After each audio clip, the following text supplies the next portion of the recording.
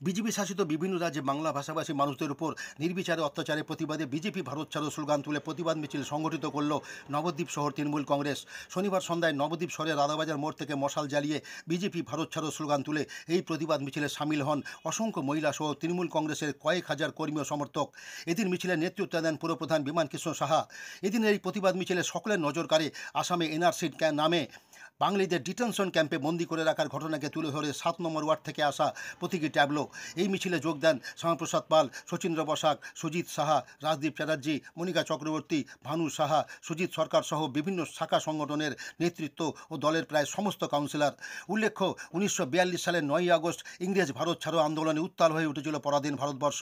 ভিত কেঁপে উঠেছিল ব্রিটিশ শাসকের। সেই 9ই আগস্ট দিনটিকেই বিজেপির বিরুদ্ধে প্রতিবাদের দিন হিসেবে বেছে নিল তৃণমূল কংগ্রেস।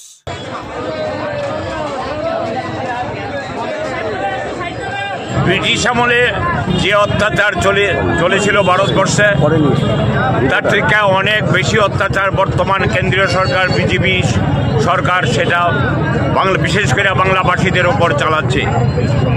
বাংলার মানুষ বাংলা ভাষায় কথা বলতে পারবে না, বাংলার মানুষ অন্যখানে কাজ করতে পারবে না।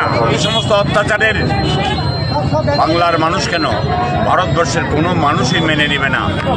আমরা বাংলা ভাষাকে অস্বীকার করতে পারবো না, কারণ টাকায় লেখা আছে বাংলায়। 1 টাকা, 2 টাকা, 10 টাকা, সব টাকার মধ্যে লেখা আছে বাংলায়। লজ্জা করে না মোদি বলতে যে বাংলা ভাষা চলবে না?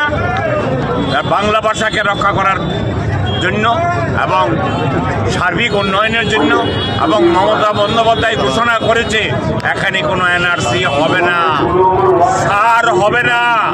তারই প্রতিবাদে বিজেপি ভারত ছাড়ো আন্দোলন আজকে পশ্চিমবাংলার সর্বত্র হচ্ছে। আমরা পায়ে হেঁটে আমরা নবদ্বীপ পরিক্রমা করবে, আবার এখানে ফিরে আসবো। বিজেপি তুমি ভারত ছাড়ো।